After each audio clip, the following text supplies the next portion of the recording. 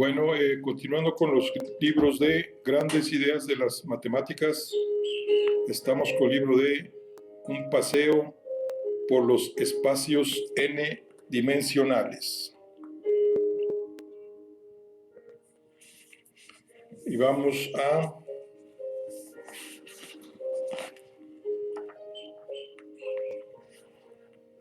iniciar el capítulo 4, que se llama Espacios euclideos, proyección ortogonal y mínimos cuadrados. Obvio es la palabra más peligrosa del mundo en matemáticas. Eric Temple Bell, 1883-1960.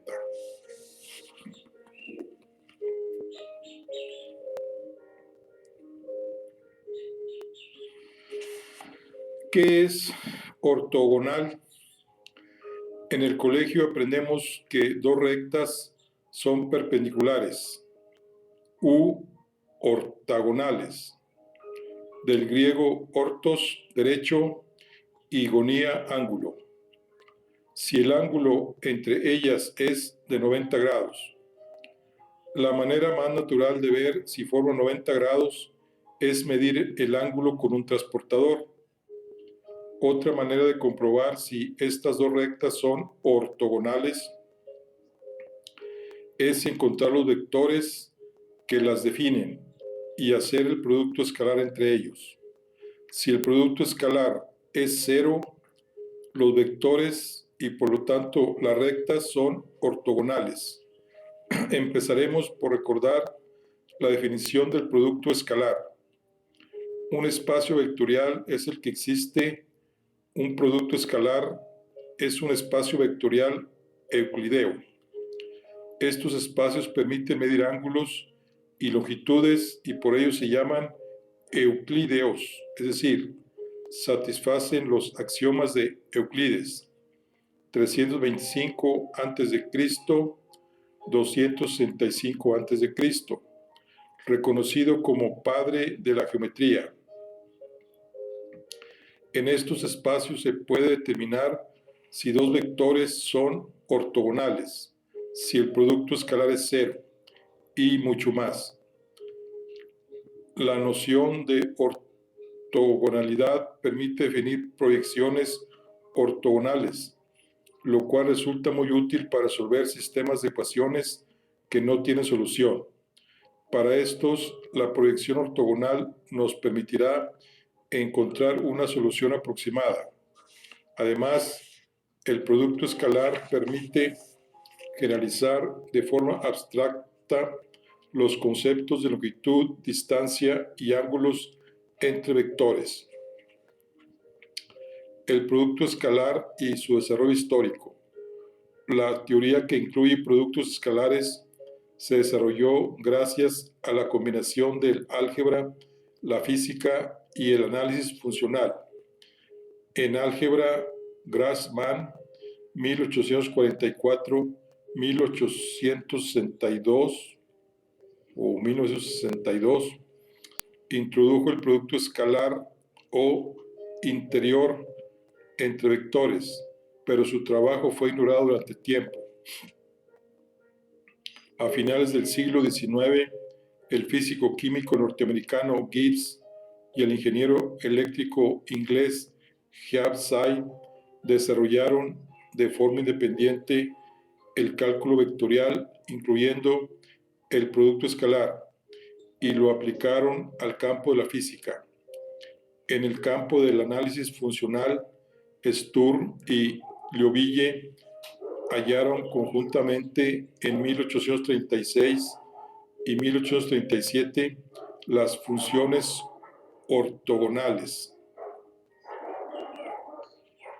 y Liouville que expresa en serie la solución de ecuaciones diferenciales de segundo orden. Así se generalizaban los resultados previos de Euler, Laplace, Legendre, Fourier, etc. Posteriormente, hacia 1905, Hilbert y Smith definieron el producto escalar de funciones al estudiar ecuaciones integrales. En 1908, Smith desarrolló la teoría del producto escalar incorporando la notación actual y demostrando los principales teoremas, aunque algunos resultados ya habían surgido previamente, entre ellos los tres que se enumeran a continuación. La desigualdad de Cauchy-Schwarz se atribuye a Cauchy 1821 para sumar cuadráticas y a Schwarz 1885 para integrarlas. Sin embargo, la segunda ya había sido demostrada por Bunyakovsky en 1859, por lo que también se llama desigualdad de Cauchy-Bunyakovsky-Schwarz. El método de ortogonalización de Gram-Schmidt se atribuye a Gram 1883 y al propio Schmidt 1907, que lo formalizó, aunque los preceden algunos métodos similares de Laplace 1812 y Cauchy 1837. El concepto de norma o longitud lo introdujo Minkowski en 1896. Bueno, vamos a ver, el producto escalar devuelve su único número. El producto escalar se suele representar con un punto entre los vectores x.y o a veces también como x, y. Ambas notaciones son equivalentes y dados dos vectores devuelve únicamente un número, es decir, un escalar. En inglés, el producto escalar se denomina scalar product y también dot product, ya que se suele representar con un punto entre los vectores. Existen infinitos productos escalares para vectores y probablemente al lector se le ocurra uno propio. Sin embargo, todo producto escalar debe cumplir cuatro propiedades. Dados tres vectores, x, y y z, se debe cumplir. Número 1, x.y es igual a y.x, que es la propiedad conmutativa. 2, x punto que multiplica a y más z es igual a x.y más x.z, propiedad distributiva. Número 3, alfa x que multiplica a punto y es igual a alfa que multiplica a x.y para cualquier escalar alfa.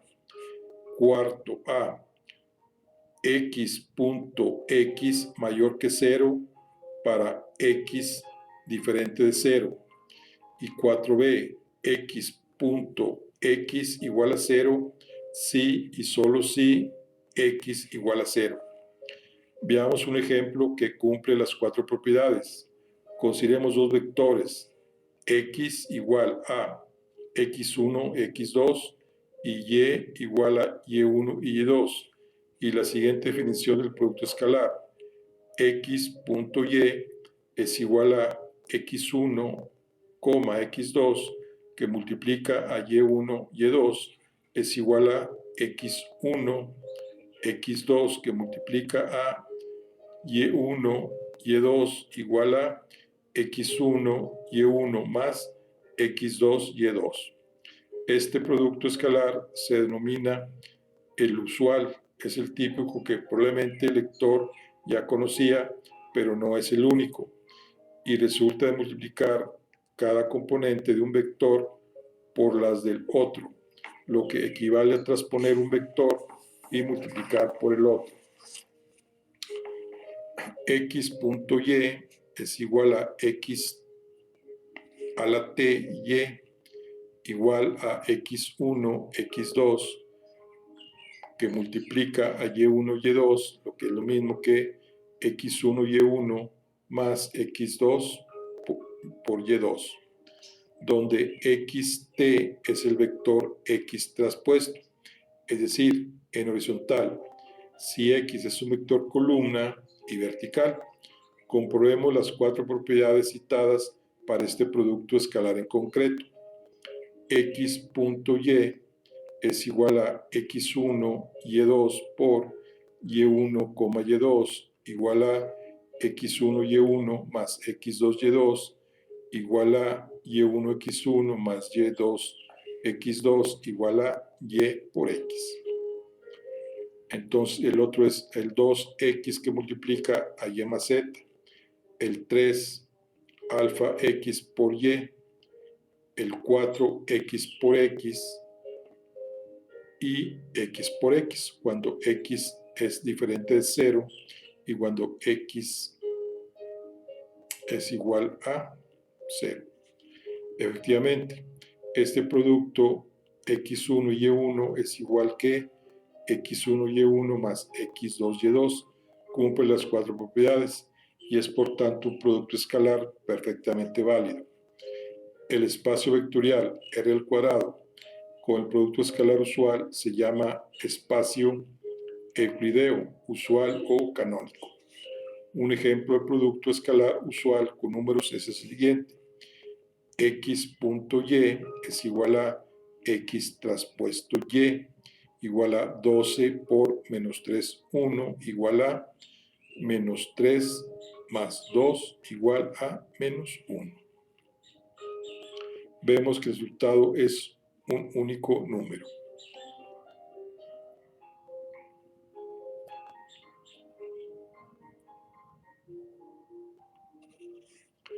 En general, también se puede adoptar como producto escalar cualquier otra expresión que cumpla las cuatro propiedades, pero veamos un ejemplo de una propuesta de producto escalar que no las cumple y por tanto no puede definir un producto escalar.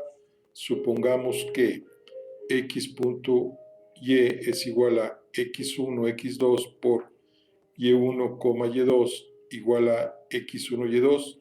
No es difícil comprobar que esta propuesta cumple las tres primeras propiedades, pero no la cuarta. El producto escalar de un vector x por sí mismo da en este caso x por x igual a x1, x2, y ese número no tiene por qué ser positivo. En el caso anterior lo era porque se elevaba al cuadrado, pero ahora el producto de la primera y la segunda componente del vector no tiene por qué ser positiva. Por ejemplo, el vector 1 menos 1 no daría un producto positivo. Finalmente, podemos concluir que esta última propuesta de producto escalar no sirve. Generalicemos. El producto escalar usual, es decir, el que resulta de multiplicar cada una de las componentes de los dos vectores entre sí en espacios vectoriales grandes, por ejemplo, en R a la n, podemos ver que el producto escalar usual es x.y es igual a x1, x2, etcétera, por y1, y2, etcétera, es igual a x1, y1 más x2, y2 más puntos suspensivos xn y n. Aunque los vectores pueden ser muy largos, el resultado del producto escalar es siempre un único número. Y si escribimos el producto escalar en otra base, en el apartado anterior hemos hablado de componentes de los vectores. Cabe recordar que las componentes son las coordenadas del vector expresado en la base canónica. Veamos ahora qué pasa cuando consideramos el producto escalar en una base arbitraria, es decir, vamos a definir dos vectores a través de coordenadas en una base, b igual a e1, e2. Supongamos dos vectores con coordenadas en dicha base, x igual a x1, e1 más x2, e2 y y igual a y1, e1 más y2, e2. En el capítulo 2 se tratan con detalle las coordenadas de los vectores. En este caso, el producto escalar es x1, x por y igual a x1, e1 más x2, e2, que multiplica a y1 E1 más Y2 por 2.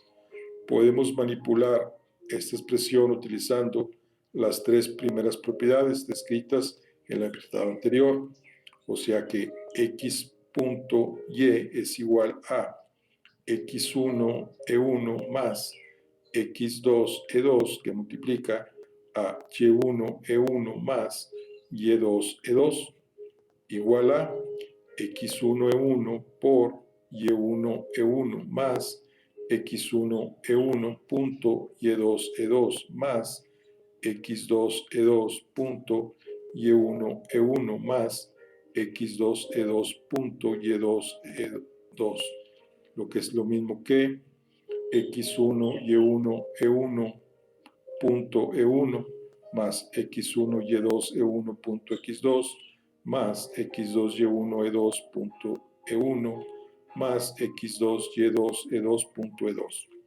Esta última operación se puede reescribir en forma matricial. A priori quizá no se vea, pero es fácil comprobar a posterior que la multiplicación de matrices devuelve ese resultado. La formulación equivalente es x punto y es igual a x1, x2, matriz E1 punto E1, E1 punto E2, y abajo E2 punto E1, E2 punto E2, por la matriz Y1, Y2. Esta última expresión está formada por las coordenadas en base B de X transpuesta, una matriz que llamaremos G, matriz métrica, y las coordenadas de Y, tal que X por Y es igual a XT transpuesta GY. Para calcular el producto escalar de dos vectores en una base arbitraria, debemos calcular la matriz métrica G, multiplicando escalarmente los vectores de la base entre sí. La matriz métrica es siempre cuadrada, igual número de filas que de columnas, y simétrica, ya que la primera propiedad dice que E1.E2 es igual a E2.E1. Además, la cuarta propiedad indica que la matriz debe ser definida positiva, es decir, debe cumplirse que x.x es igual a x transpuesta gx mayor que 0, si x es diferente de 0, 0. En resumen, podemos definir una matriz métrica asociada a una base y debemos tener en cuenta si queremos calcular el producto de dos vectores expresados en esta base. Bueno,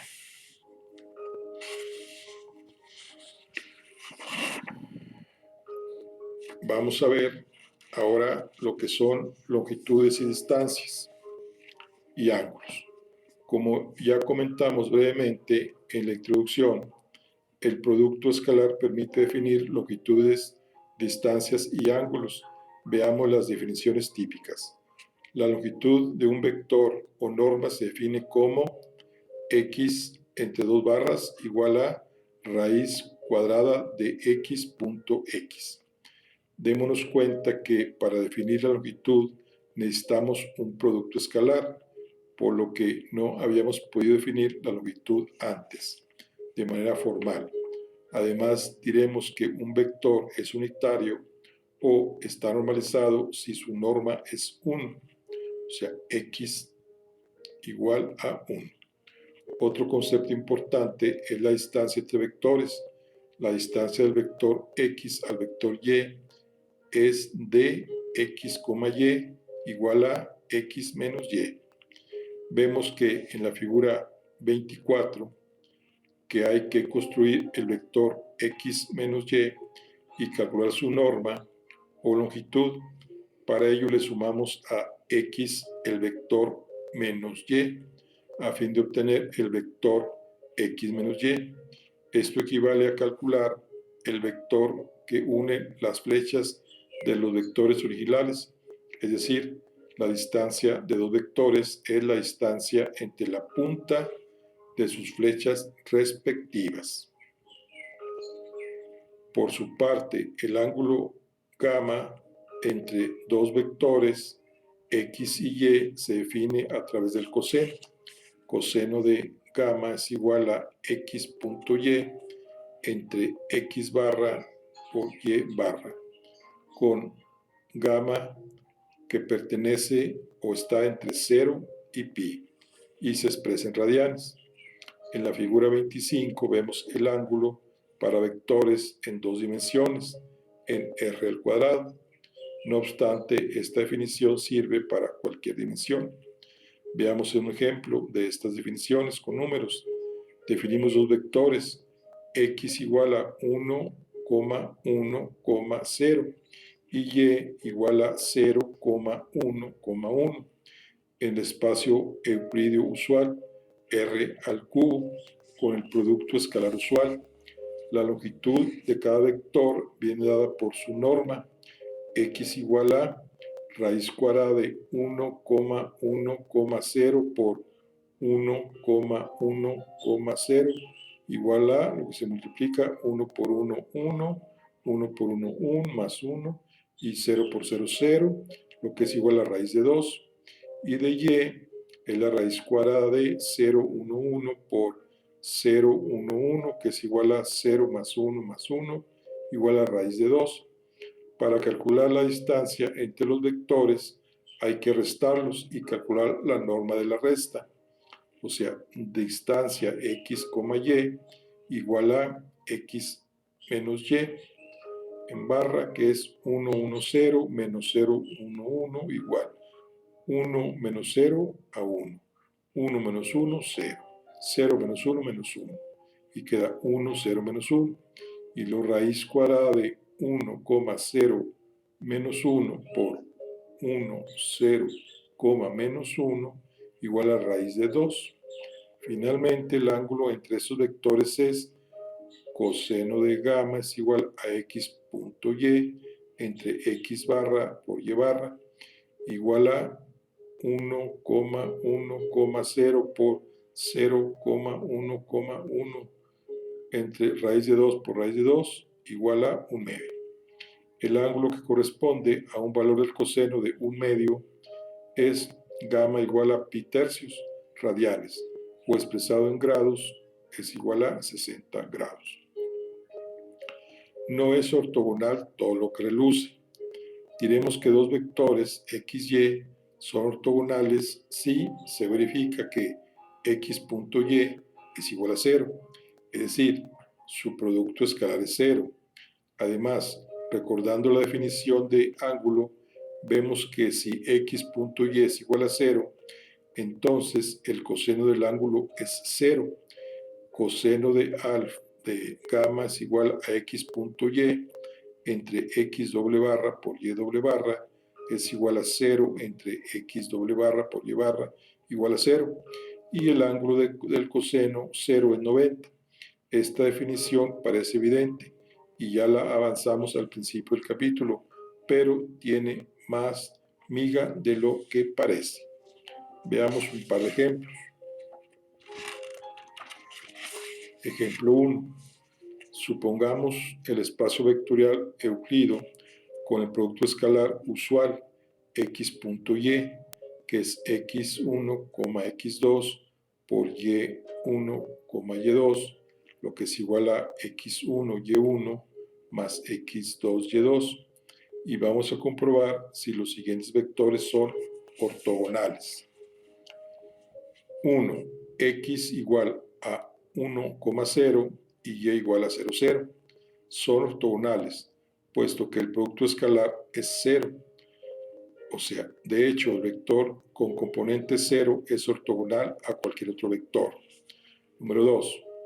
X igual a 1,0 y y igual a 0,1.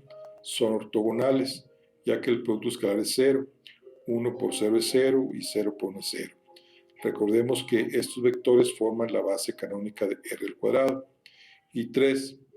X 1,1 y y 1, menos 1 es otro ejemplo de vectores ortogonales, porque 1 por 1 es 1 y 1 por menos 1 es menos 1, lo que da 0. Ejemplo 2. Consideremos un producto escalar diferente, pero que cumple las 4 propiedades para hacer un producto escalar. Por ejemplo, consideremos x.y igual a x1, x2 y y1, y2 es igual a x1, y1 más 2x2, y2 y veamos qué pasa si calcula el producto escalar para varios vectores. X igual a 1, 0 y y0, 1 siguen siendo ortogonales con el nuevo producto escalar. También es 0, el orden es el nuevo producto escalar. De x 1,1, aquí ya no son ortogonales. Y 2,1, 1 menos 1, son también ortogonales. Con el producto escalar usual del ejemplo 1, hemos comprobado que los vectores negro A y de trazo discontinuo fino B son ortogonales y forman un ángulo de 90 grados, lo cual no nos sorprende. Sin embargo, cuando utilizamos el producto escalar raro, ya no son ortogonales. Es probable que en este momento el lector piense que nos hemos vuelto locos. ¿Cómo pueden dos vectores que forman un ángulo de 90 grados no ser perpendiculares? ¿Y cómo pueden ser los dos vectores que forman un ángulo claramente menor de 90? Veámoslos con la definición del ángulo. Si tenemos dos vectores cuyo producto escalar vale 0, entonces coseno de 0 pues es igual a 0. Por lo tanto, este producto escalar inventado, los dos vectores de trazo discontinuo son efectivamente ortogonales, aunque dibujarlos no formen un ángulo 90. Al haber definido un producto escalar diferente, el ángulo que define la ortogonalidad ha cambiado. Con el nuevo producto escalar del ejemplo 2, 90 grados, ya no implica ortogonal. En este punto dejamos que el lector siga dando vueltas al asunto por su cuenta. La idea principal de este apartado se resume en que un producto escalar define la ortogonalidad entre vectores y no necesariamente coincide con la noción clásica que nos enseñaron en el colegio, pero que no cunde el pánico. Si pensamos que el espacio euclídeo usual todo coincide con lo que ya sabíamos. Para acabar, ahora que sabemos determinar si dos vectores son ortogonales, podemos definir subespacios vectoriales ortogonales. Recordemos que los subespacios están formados por varios vectores. Para que dos subespacios sean ortogonales, basta con comprobar que cada uno de los vectores de un subespacio sea ortogonal a todos los vectores del otro subespacio. Por ejemplo, en la figura 28 se ve claramente que el subespacio U1 está definido por el vector U1, que es ortogonal con el producto escalar usual a los dos vectores U2 y U3 que forman el subespacio U2. Propiedades de la norma. Se pueden deducir algunas propiedades de la norma a través de las propiedades que introdujimos al principio del capítulo para el producto escalar. La primera propiedad es que la norma siempre es positiva o igual a 0. Esto tiene sentido, puesto que la norma define la longitud del vector y una longitud debe ser positiva. Podemos escribir esta propiedad como x vector es igual a raíz de x por x mayor o igual que a 0. Para comprobar que esto es cierto, basta con recordar que la cuarta propiedad para el producto escalar dice que x por x o x.x mayor o igual que 0. Y es 0 si y solo si x es igual a 0. La segunda propiedad dice que la longitud del vector multiplicado por un escalar alfa es la magnitud del escalar, el valor absoluto por la longitud del vector alfa x es igual a alfa por x. La demostración es sencilla. Alfa x es igual a raíz de alfa x por ax igual a raíz de a alfa al cuadrado por x igual a alfa por x. Recordemos que las barras verticales representan el valor absoluto de un escalar, es decir, su valor positivo. Hay otras dos propiedades más bastante conocidas, pero más difíciles de demostrar. Por eso solo las mencionamos a continuación. La primera es la desigualdad de Cauchy-Schwarz, que dice que el valor absoluto del producto escalar de dos vectores cualesquiera es siempre menor o igual que la multiplicación de sus longitudes.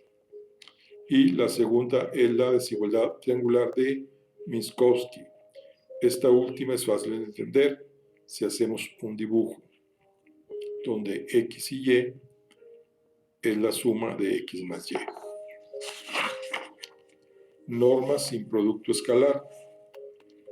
Se puede definir directamente una norma sin recurrir a un producto escalar, tomando la primera, la segunda y la cuarta propiedad de la norma como axiomas de la definición, en cuyo caso hablamos de un espacio vectorial normado.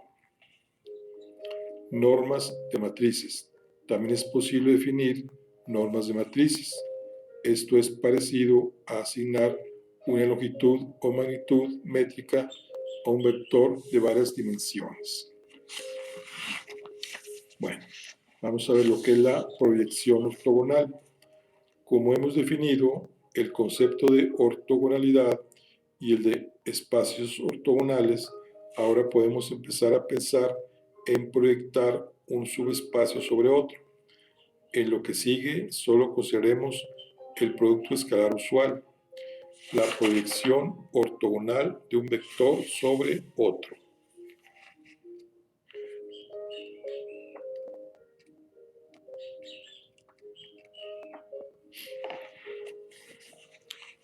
Vamos a encontrar la proyección ortogonal de B sobre U, vectores negro y gris, respectivamente, en la figura 29, que llamamos BU. Lo primero que debemos entender es que el vector BU es una combinación lineal del vector U, que es paralelo a U, de manera que BU es igual a lambda U. Conocidos B y U, para encontrar la proyección BU, solo necesitamos calcular lambda, es decir, que sabemos la dirección del vector, pero no cómo es de largo. Eso lo determina lambda. Para encontrar lambda, podemos considerar que el vector E, que es el vector gris del trazo continuo en la figura, es ortogonal a U, de modo que este vector representa la diferencia entre B y BU, y además su producto escalar es 0, E.U es igual a 0. Sustituyendo E igual a B menos BU, tenemos que B menos BU por U es igual a 0. Además sabemos que BU es igual a lambda U, y sustituyendo tenemos que B menos lambda U por U es igual a 0. Así, aislando lambda es igual a B.U a U por U, encontramos el escalar que define la proyección. Finalmente, la proyección se puede calcular como BU igual a lambda U igual a B.U sobre U.U por U. Es interesante ver el caso particular en que vectores B es ortogonal a U, en cuyo caso la proyección es el vector nulo. Proyección ortogonal de un vector sobre un subespacio. La proyección ortogonal de un vector B sobre un subespacio U igual a U1, U2 es el vector BU, que pertenece al subespacio sobre el que proyecto. Además, el vector ortogonal a U que une BU y B es el vector E igual a B menos BU. En este caso, BU pertenece al subespacio U, de manera que se puede escribir como una combinación de los vectores que generan u dos puntos bu igual a lambda u1 más beta u2. Si procedemos como en el ejemplo anterior, primero imponemos que E es igual a B menos BU, es ortogonal a U, entonces podemos escribir en el sistema que E.U1 es igual a 0 y E.EU2 también es igual a 0. Vemos que en este caso no es tan fácil aislar lambda y B para determinar la proyección. Sin embargo, si consideramos que los vectores U1 y U2 que conforman U son ortogonales entre ellos, la cosa se simplifica. En esta ocasión tenemos dos términos que constituyen la proyección de B sobre U y la proyección de B sobre U2, cada uno de los vectores que constituyen U. Este proceso se generaliza para proyecciones sobre subespacios de dimensiones mayores. A modo de curiosidad, los escalares lambda y beta se llaman los coeficientes de Fourier del vector B respecto al subespacio U.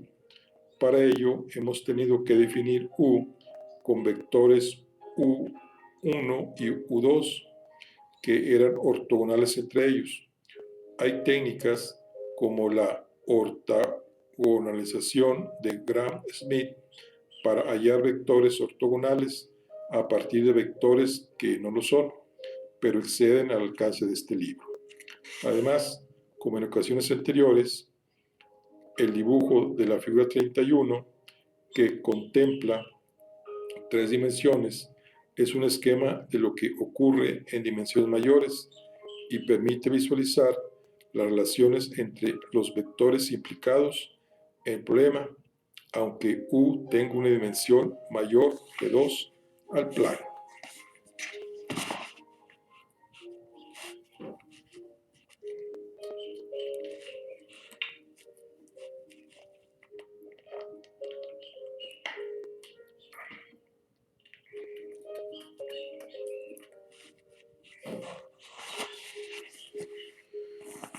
Mínima distancia. Nos queda por ver que el vector proyectado es el que define la mínima distancia al vector original. Esto lo podemos ver en la figura 31. En ella se dibuja el vector B, su proyección BU y un vector genérico sobre U que hemos llamado U. Nos gustaría ver si el vector E igual a B menos BU es el más pequeño posible de todos. Es decir, si cogemos un vector cualquiera U, queremos ver si B menos BU es menor o igual que B menos U. Para entender que esto es cierto, lo más fácil es dibujar el triángulo de la figura 32. Entonces se ve claramente que el vector E igual a B menos BU es siempre más corto, tiene menor longitud o norma que el vector B igual a B menos U. Lo que nos dice esta figura es que la proyección ortogonal define la mínima distancia del vector B al subespacio U sobre el que proyectamos. Entonces, por ejemplo, aquí tenemos en la figura 31, tenemos un vector B y un vector BU. Entonces, unimos la flecha del BU con el B y luego la proyectamos hacia el lado derecho y hacemos una U. Y acá E es igual a B menos BU, tenemos un vector que es B menos U y BU menos U. Muy bien. Ahora, revisitemos los sistemas de ecuaciones del capítulo 3. En el capítulo anterior vimos que el sistema AX igual a B puede tener o no solución y que este sistema se puede dibujar como un vector que pertenece o no al subespacio imagen de F. La idea principal era que las columnas de la matriz A representan la imagen de la aplicación I para que exista una solución. B debe pertenecer al subespacio formado por estas columnas. También podemos decir que el sistema tiene solución si B se puede expresar como una combinación lineal de las columnas de A. La figura 33 repite el dibujo del capítulo anterior. Con este dibujo diremos que AX2 igual a B2 tiene solución, pero AX1 igual a B1 no lo tiene. En este capítulo hemos visto las proyecciones ortogonales, así que podemos aplicarlas a un problema sin solución, como AX1 igual a B1, para obtener un sistema con una solución aproximada. No tendremos en cuenta los subíndices. La idea principal es que si no podemos resolver el sistema AX igual a B, porque B no pertenece al plano imagen, quizá podamos proyectar B sobre el plano y resolver un sistema alternativo. AX igual a B, véase la figura 34.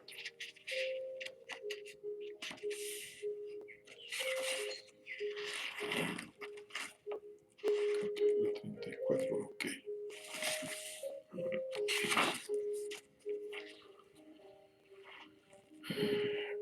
Vamos a ver cómo se deriva al sistema alternativo AX a menos 1 igual a BU. Como hemos hecho antes, empezamos por considerar que el vector E igual a B1, B menos BU es ortogonal al subespacio imagen.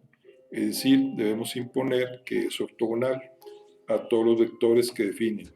Recordemos que esos vectores son las columnas de A. En otras palabras, debemos imponer que las columnas de A son ortogonales a E igual a B menos BU. Es decir, C1 por E es igual a 0 y C2 por E es igual a 0, etc. Todas estas condiciones se pueden agrupar escribiendo A traspuesto E igual a 0.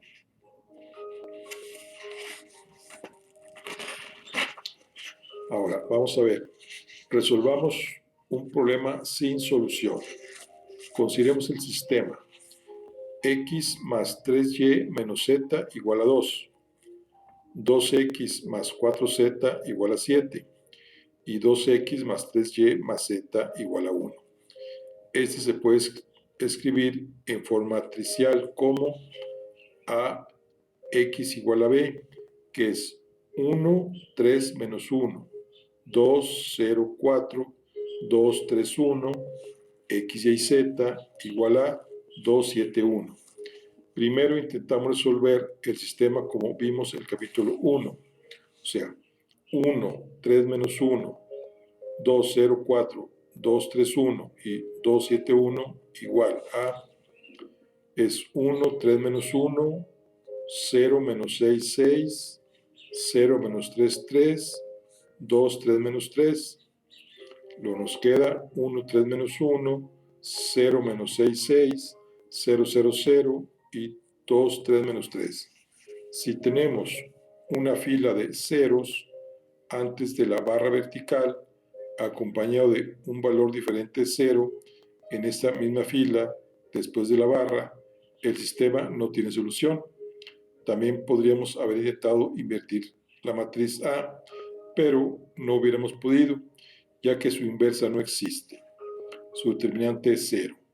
De manera general, podemos decir que si el rango o los escalones obtenidos gracias al método de Gauss, que da la matriz ampliada AB, es mayor que el de la matriz A, el sistema no tiene solución. Este caso corresponde al dibujo del vector no contenido en el subespacio imagen de A que ya vimos. Bueno, es uno que no tiene solución. Ok. Ahora, una buena aproximación a los mínimos cuadrados. Una de las aplicaciones más interesantes de las ecuaciones normales es el ajuste por regresión de datos experimentales. En este caso, la aplicación se suele llamar regresión lineal o por mínimos cuadrados, pero no es más que un caso particular de lo que acabamos de ver anteriormente. Un problema sin solución del que buscamos una solución aproximada. Considerando el siguiente ejemplo, en el que hay 5 parejas de puntos XY. O sea, la X es 0, 1, 2, 3, 4 y la Y 1, 2, 4, 5 y 7. Nos gustaría aproximar este conjunto de puntos mediante una recta de regresión y igual a más bx, que minimice la suma de errores cuadráticos en y. Para ello se plantea el sistema de ecuaciones que idealmente debería cumplir la recta, es decir, intentamos usar la misma ecuación para todos los puntos. Las incógnitas de dichos sistemas x son los coeficientes a y b, o sea, 1, 0, 1, 1, 1, 2, 1, 3 y 1, 4. AB igual a 1, 2, 4, 5 y 7.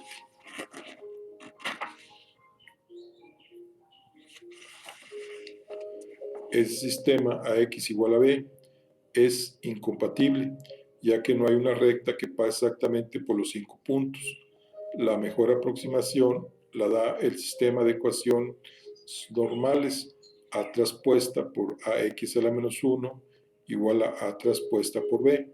La solución de la ecuación normal podemos encontrarla por eliminación gaussiana, que vimos en el capítulo 1. A traspuesta de A barra por A traspuesta de B igual a 5, 10, 19, 10, 30, 53, que es similar a, tiende a 5, 10, 19, 0, 10, 15, 5, 0, 4, 0, 10, 5 y A igual a 4 quintos y B a 3 medios. Entonces dice que Y es igual a 4 quintos más 3 medios de X. Es la recta de mínimos cuadrados que mejor se ajusta al conjunto de datos, ya que minimiza la suma de errores cuadráticos. Si representamos los puntos originales y la recta, obtenemos la figura 27. Curiosamente, la recta no pasa por ninguno de los puntos, pero es la que mejor se aproxima a todos a la vez. Bueno, vamos a ver en qué consiste los mínimos cuadrados y regresiones lineales. En muchas ramas de la ciencia se utilizan datos experimentales y es frecuente buscar una fórmula que se ajuste bien a ellos. A dicha fórmula se le suele llamar modelo, puesto que permite modelar o predecir datos sin necesidad de más experimentos. Por ejemplo, se puede medir la altura de un árbol o el tamaño de una población en el transcurso del tiempo para deducir una curva de crecimiento. En economía se puede intentar relacionar la producción y los costos de una empresa.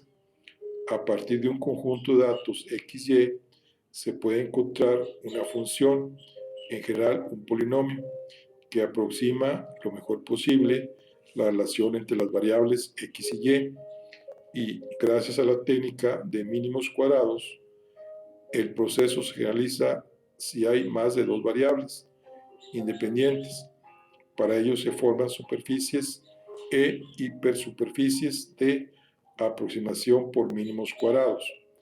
La primera publicación sobre mínimos cuadrados se debe a Legendre, 1806, pero el primer uso histórico del método se atribuye a Gauss, que lo aplicó a predecir la órbita del asteroide Ceres. Se descubrió en enero de 1801 y desapareció detrás del Sol, tras ser observado durante algo más de un mes. Luego reapareció el 7 de diciembre de 1801, casi exactamente como había estimado Gauss, que difería mucho de la estimación de otros astrónomos. Gauss ganó fama internacional gracias a esta predicción y en 1809 publicó su método afirmando haber utilizado desde 1795. Las regresiones lineales se utilizan constantemente para aproximar o modelizar conjuntos de puntos utilizando una recta. Esta herramienta permite interpolar o extrapolar datos donde no teníamos originalmente puntos. Un ejemplo típico es el que intenta conocer cuál va a ser la evolución del precio de una divisa la semana que viene. sabiendo su evolución durante un par de semanas anteriores. Para ello, encontramos la regresión lineal utilizando los datos de las 2 semanas pasadas y leemos el valor que predice la recta para la semana venidera. Cabe reseñar que la regresión lineal encuentra una recta que aproxima todos los puntos, pero es fácil extender este método para encontrar otras curvas que aproximen los puntos. En muchos casos, ese método da lugar a aproximaciones mejores de los datos. Proyecciones en el arte. Mauritis Cornelius Escher, 1898-1972, demostró que dominaba el dibujo y las matemáticas, en particular las proyecciones y las transformaciones espaciales. En sus dibujos, Escher demuestra un dominio total del concepto de proyección en el espacio. Típicamente vemos cómo Escher juega con la transición de elementos tridimensionales que quedan atrapados en el plano. Es decir, proyecta las manos sobre un plano y también con algunos que salen del plano al mundo tridimensional. Bueno, aquí concluimos lo que es el capítulo 4 de nuestro libro de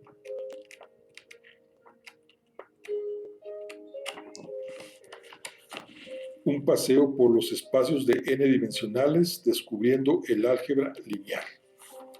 Nos vemos en la siguiente. Hasta luego.